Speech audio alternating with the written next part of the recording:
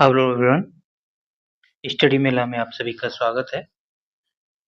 बच्चों, हम लोग जो है टॉपिक पदार्थों का पृथक्करण पढ़ चुके थे।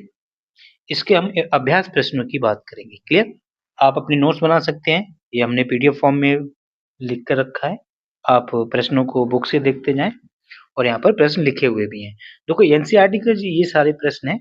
इसमें पहला प्रश्न कह रहा है कि हमें किसी मिश्रण के विभिन्न अवयवों को पृथक करने की आवश्यकता क्यों होती है? 2 उदाहरण लिखिए। ठीक है, तो इसका आंसर आप लिख सकते हैं और अपने एग्जाम में या नोट्स बना सकते हैं प्रॉपर तरीके से। तो कह रहा है कि हमें किसी मिश्रण के विभिन्न अवयवों को पृथक करने की आवश्यकता क्यों होती है? 2 उदाहरण लिखिए। तो इसमें क्या होगा कि किसी पदार्थ को उपयोग करने से पहले हमें उसमें से हानिकारक या गैर उपयोगी पदार्थों को अलग करना होता है ना?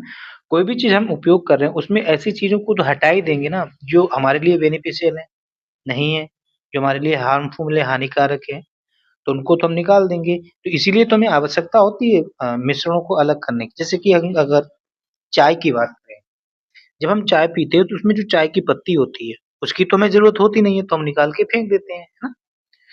इसके साथ मिश्रित हो सकते हैं। शुद्ध रूप से प्राप्त अवयव सुविधापूर्ण तरीके से प्रयोग किया जा सकता है। उदाहरण की बात करें, हस्तचयन विधि द्वारा गेहूँ, चावल, दाल से गंदगी, पत्थर, भूसी के टुकड़ों जैसी थोड़ी बहुत बड़ी अशुद्धियों को अलग करते हैं। दूसरा उदाहरण लिख सकते हैं, 2 उदाहरण पूछे। चावल या दाल को पकाने से पहले आमतौर पर धोया जाता है ना? इससे गंदगी को हम पानी के थ्रू निकल जाते हैं। है ना? जब हम इसमें पानी डालते हैं तो दूध और मिट्टी के कणों जैसे अशुद्धियां अलग हो जाती हैं। तो प्रश्न नंबर 1 का ये आपका आंसर हो जाएगा। क्लियर? प्रश्न नंबर 2 की तरफ चलें। कह रहा है कि निष्पावन से आप क्या समझते हैं? निष्पावन को हमने इंग्लिश में बताया था विनोइंग मेथड, है ना? इसको विनोइंग भी मेथड भी कहते हैं। इसका उपयोग कहाँ किया जाता है? ठीक, तो किसी मिश्रण के भारी और हल्के अवयवों को वायु के झोंकों द्वारा पृथक करने की विधि को निष्पावन कहते हैं, है ना? हमने बताया था कि हम लोग किसी बर्तन में लेके जमीन में गिराते हैं, हवा से धूल या कण जो है वो अलग हो जाते हैं। साधारणतः किसान इस विधि का उपयोग हल्के भूसे को भारी अन्य कणों से पृथक करने के लिए करते हैं। क्लियर बच्चों? ये सारा चीज डिटेल हम लोगों ने पढ़ लिया है। क्वेश्चन नंबर 3 कह रहा है कि पकाने से पहले दालों के किसी नमूने से आप भूसे एवं धूल के कण कैसे पृथक करते हैं? दाल को जब हम पकाते हैं तो हम उसको धोते हैं, है ना? पकाने से पहले दालों के किसी नमूने से आप भूसे एवं धूल के कणों को हस्तचयन विधि द्वारा पृथक करते हैं। हस्तचयन विधि से कर सकते हैं और धोकर भी कर सकते हैं।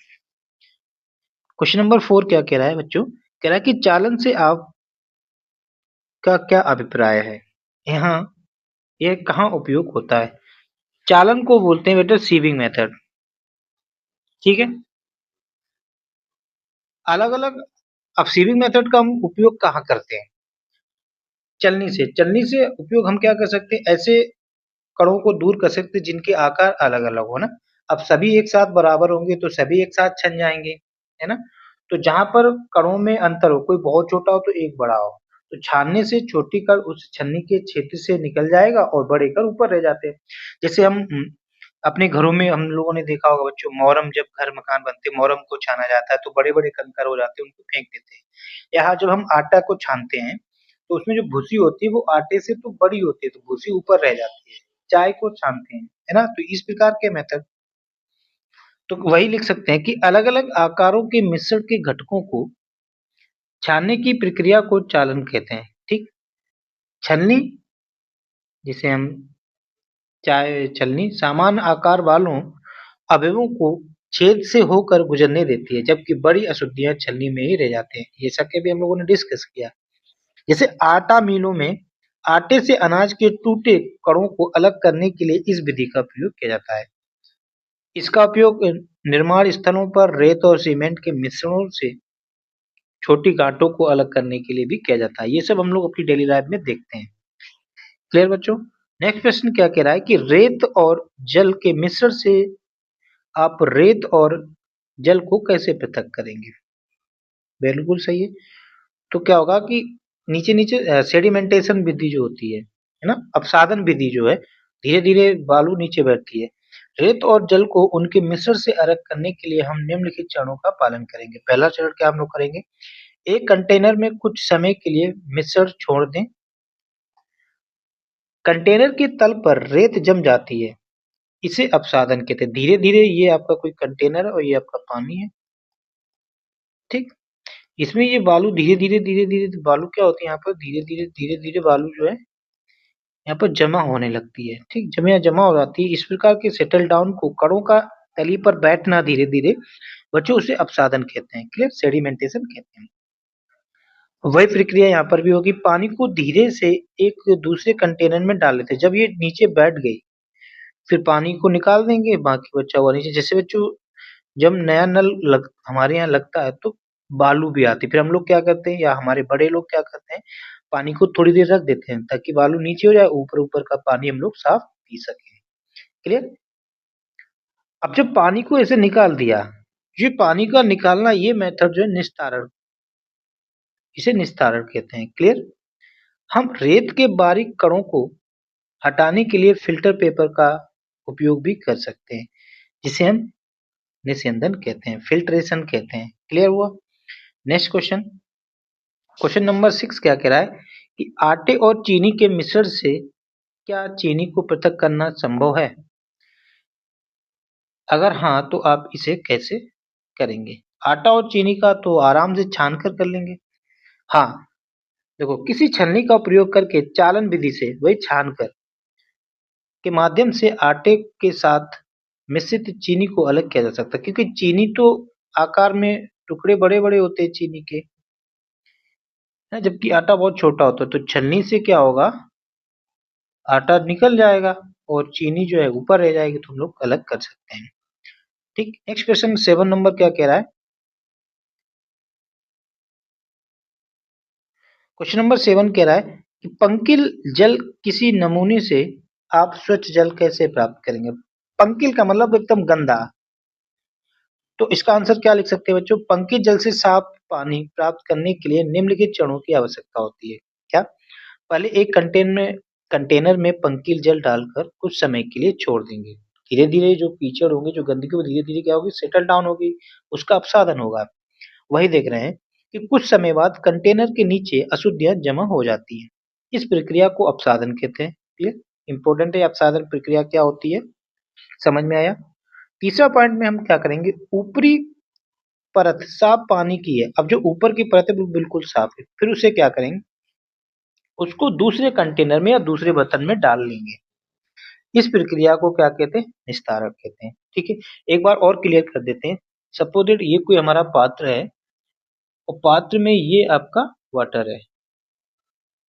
ठीक? मान लिया कि हमारा इस तरह से वाटर भरा हुआ है और इसके बीच में कोई ये जो है डॉट डॉट डॉट ये कोई गंदगी है, कण है, धूल कण है। इन कण धीरे-धीरे ये कण क्या होंगे, धीरे-धीरे ये कण जो है नीचे की तरफ आएँगे, ठीक? धीरे-धीरे कण नीचे की तरफ आ जाएँगे तो इस तरह से यहाँ पर इकट्ठा हो जाएँगे। तो इस तरह से कणों का नीचे आना, कणों का धीरे-धीरे नीचे आना और तली में एकदम शांत इकट्ठे हो जाना, इस प्रक्रिया को बच्चों क्या कहते हैं? अपसाधन कहते हैं, सेडिमेंटेशन कहते हैं। क्लियर? अब ये जो पानी बचा हुआ है, ऊपर का पानी सब कण साफ हो गए, अब पानी क्या है कि पानी को दूसरे बर्तन में ले लिया। ये पानी आ गया दूसरे बर्तन में ले लिया। तो पानी का इस तरह से दूसरे बर्तन में लेना, इस प्रक्रिया को कहते हैं निस्तारण। क्लियर हुआ होगा? ठीक है? तो अपसाधन और निस्तारण में ये अंतर होता है। अब जो ये जो पानी आया है, ये पानी पूरी तरह से शुद्ध होगा नहीं। कुछ छोटी-छोटी और गंदगियाँ होंगी जो पानी में तैर सकती हैं। वो तो नहीं सेटल डाउन होंगी। तो इसलिए इस पानी को अब फ़िल्टर पेपर द्वारा छान लेंगे। महीन अशुद्धियों को दूर करने के लिए इसे फ़िल्टर पेपर ये देखो, फ़िल्टर पेपर की मदद से फिर से छान लेते हैं। इस प्रक्रिया को निस्यंदन कहते हैं। ठीक है? फ़िल्ट्रेशन कहते हैं। समझ में आया होगा? प्रश्न नंबर 8 ये रिक्त स्थानों की पूर्ति करिए। प्रश्न कह रहा है कि धान के दानों को डंडियों से पृथक करने की विधि को क्या कहते हैं? थ्रेसिंग कहते हैं। ठीक है? क्या कहते हैं? थ्रेसिंग। ठीक है? ये यहाँ पर थ्रेसिंग कहते हैं। दूसरा क्या है? किसी एक कपड़े पर दूध को उड़ेलते हैं तो मलाई उस पर रह जाती है। पृथक्करण की ये विधि क्या है? भाई, कपड़े में थोड़ा-थोड़ा छानते हैं ना, तो ये क्या होगी? धीरे-धीरे मलाई रह जाती है, एक तरीके से फ़िल्टरिंग कर रहे हैं। तो इस प्रक्रिया को जो है निस्यंदन कहते हैं, फ़िल्ट्रेशन कहते हैं। क्लियर? तो इसका आंसर क्या हो जाएगा यहाँ पर? निस्यंदन। कह रहा है कि समुद्र के जल से नमक प्रक्रिया द्वारा प्राप्त किया जाता है। आपको पता है ना कि समुद्र का पानी एक गड्ढे में लेते हैं, ठीक? उसमें नमक भी होता है, पानी धीरे-धीरे क्या होता है? वाष्प बनकर उड़ता है और फिर बचा हुआ नमक बचता है, तो इसको वाष्पन विधि द्वारा किया जाता है। तो यहाँ पर क्या होगा? वाष्पन प्रक्रिया द्वारा प्राप्त किया जाता है, ठीक है? चौथा क्या कह रहा है कि जब पंकिल जल को पूरी रात एक बाल्टी में रखा जाता है, तो अशुद्धियां तली में बैठ जाती हैं। ये तो बिल्कुल ठीक है। इसके पश्चात स्वच्छ जल को ऊपर से पृथक कर लेते हैं। ऊपर से पृथक कर लेते हैं जिसे हम कहते हैं निस्तारण। इसमें उपयोग होने वाली पृथक प्रक्रिया को क्या कहेंगे? तो क्या कहेंगे? इसको निस्तारण कहते हैं। ठीक, पानी को अलग करना निस्तारण। तो 8वें का आंसर क्लियर हुए। प्रश्न नंबर 9 सत्य सत्य कह रहा है कि दूध और जल के मिश्रण को निस्यंदन द्वारा नहीं, असत्य, क्योंकि दूध और दोनों ही लिक्विड होते हैं, लगभग बराबर मॉलिक्यूल से छानेंगे तो दूध और पानी एक साथ ही छनता है ना? या फिल्टर पेपर से भी निकालेंगे तो दोनों ही निकल जाएंगे, आर पार हो जाएगा। तो ये बात बिल्कुल गलत है, ठीक है? नमक तथा चीनी के मिश्रण को निष्पावन द्वारा पृथक किया जाता है, ये भी गलत है, ठीक है? ये भी गलत हो गया, ये दोनों ही गलत हो गए। चाय की पत्तियों को चाय से पृथक करना निस्यंदन नहीं, चालन विधि का यूज करते हैं, तो ये भी गलत हो गया। अनाज और भूसे को पृथक निस्तारण विधि द्वारा किया जाता है, नहीं, अनाज और भूसी का निस्तारण नहीं, निष्पावन विधि का यूज किया जाता है। क्लियर? किस विधि का यूज किया जाता है? निष्पावन, जैसे हम विनोइंग मेथड। तो ये भी गलत हो गया, तो अर्थात ये चारों ही यहाँ पर गलत हैं। क्लियर? नेक्स्ट क्वेश्चन, और ये आखिरी प्रश्न है बच्चों।